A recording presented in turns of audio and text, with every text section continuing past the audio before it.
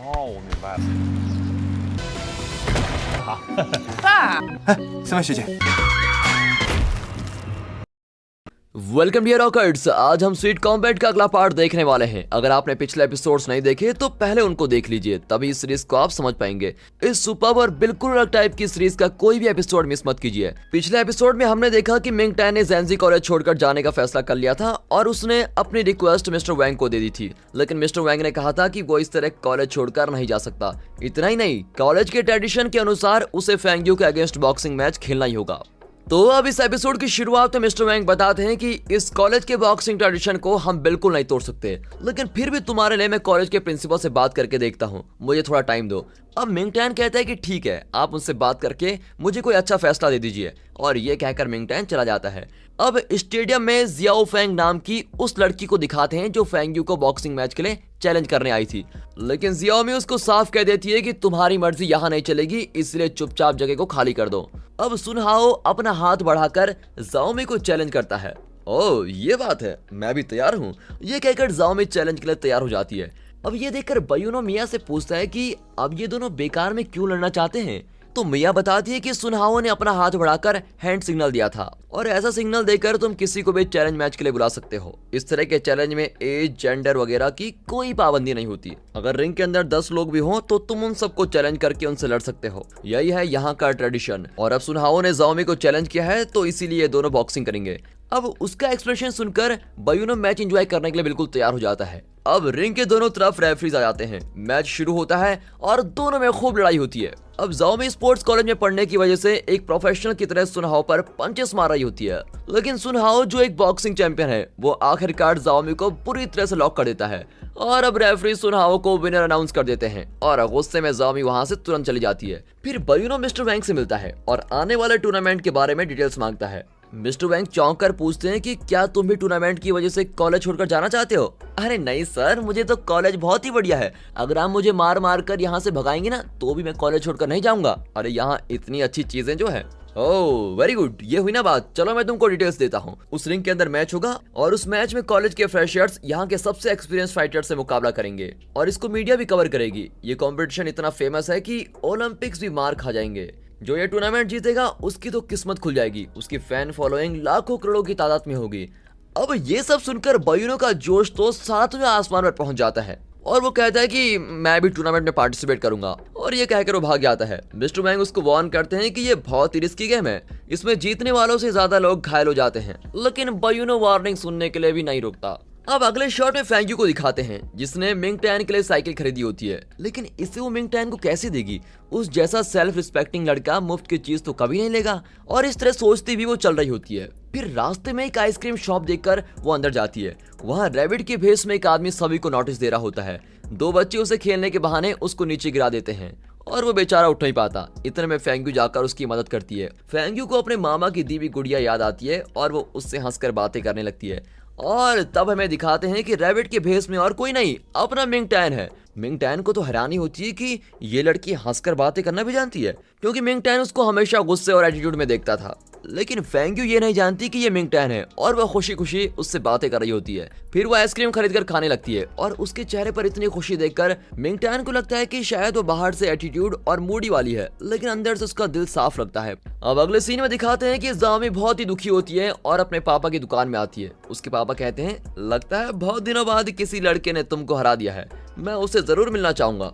अरे आप चुप रहिए पापा, उसके बारे में बात मत कीजिए। तब सुनहाओ उस दुकान में आता है और जाओमी कहती है कि इस बार तो तुम जीत गए, लेकिन जल्द ही मैं तुमको हरा कर दिखाऊंगी। लेकिन सुनहाओ मुस्कुराकर वहीं खड़ा रहता है। इतने में जाओमी के पापा सुनहाओ को जीतने के लिए कांग्रेचुलेट करते हैं और उससे बहुत ही अच्छा बर्ताव करते हैं, और ये देखकर जाओमी गुस्से में बाहर चली जाती है।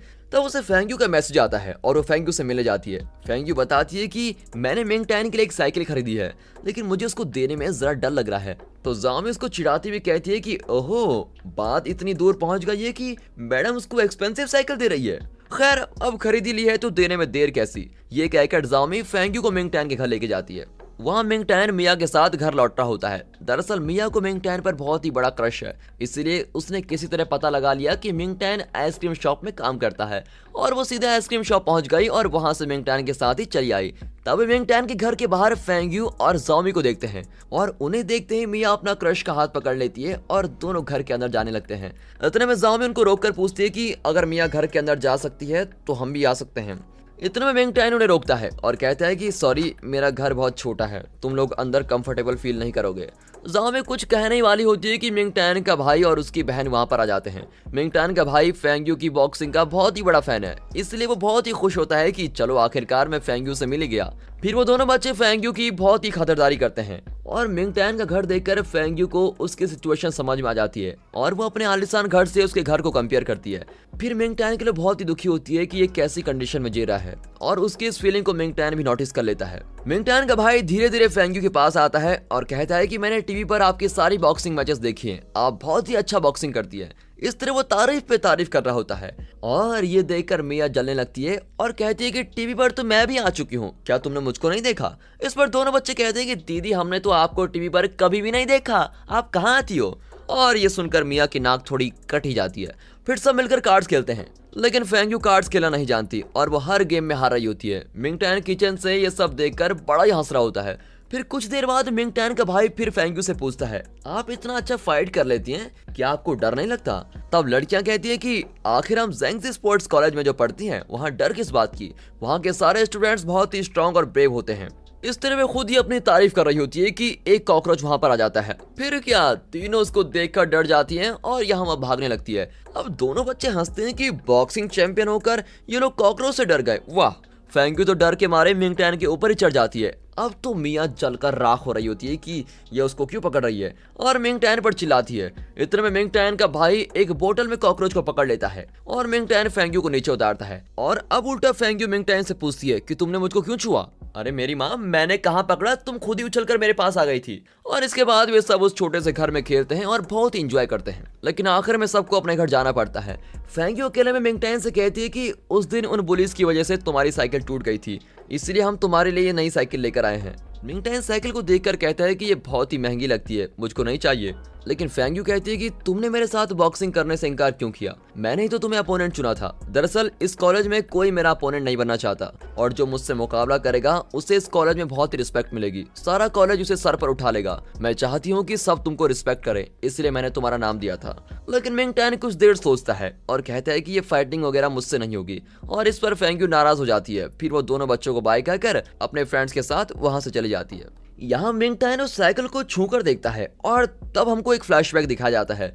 बचपन से लेकर मिंग टैन के मास्टर ने उसको खूब ट्रेन किया होता है। दरअसल उसके पापा ही इसके मास्टर थे और वो बहुत ही बड़े बॉक्सर थे। एक बॉक्सिंग मैच के दौरान उनका अपोनेंट रिंग के अंदर ही फाइट करते हुए मर गया और इस हादसे के बाद मिंग टैन के पापा बहुत ही गिल्टी फील करने लगे और इस हादसे को भूलने के लिए वो शराब भी पीने लगे और इस वजह से मिंग टैन की माँ भी उन्हें छोड़कर चली गई। और फिर कुछ दिन बाद मिंग टैन के पिता भी चल बसे और तब उसने फैसला किया कि वो कभी बॉक्सिंग नहीं खेलेगा, क्योंकि उसके भाई और बहन की जिम्मेदारी उस पर थी और उसको डर था कि बॉक्सिंग में अगर उसको कुछ हो गया तो उसके भाई बहन को कौन देखेगा। अब फेंग यू अपने घर जाकर मिंग टैन के बारे में सोच रही होती है। उसे लगता है कि अगर वो कार्ड्स खेलना सीख गए तो मिंग टैन के भाई और बहन को वो इम्प्रेस कर सकेगी, फिर उनके जरिए वो मिंग टैन को बॉक्सिंग के लिए कन्विंस भी कर सकती है। इसीलिए वो अपने छोटे भाई फेंग जोहू के साथ कार्ड्स खेलने लगती है, लेकिन फेंग जोयू उससे भी बुरा खेलता है और फेंग यू से हारता रहता है। 2-3 राउंड्स के बाद वो बोर हो जाता है और कहता है कि मैं बड़ी बड़ी कंपनीज के साथ गेम खेलता हूँ दीदी, और तुम मुझे बच्चों के साथ गेम खेलने को कह रही हो। अब अगले दिन फेंग यू और मिंग टैन कॉलेज के प्रिंसिपल से मिलने जाते हैं। उन्होंने प्रिंसिपल से क्या बातें की, क्या मिंग टैन इस कॉलेज में ही रहेगा या फिर कॉलेज छोड़कर चला जाएगा? इन सवालों के जवाब हमें आने वाले एपिसोड से मिलेंगे। दोस्तों, हम कोशिश करेंगे कि आगे के एपिसोड्स जल्दी अपलोड कर सकें। और अगर ये सीरीज आपको पसंद आ गई है तो सच में यार एक लाइक और वीडियो को सब्सक्राइब तो अभी कर दें। बाकी मिलते हैं अगली वीडियो में, तब तक के लिए goodbye and peace and finally thanks for watching.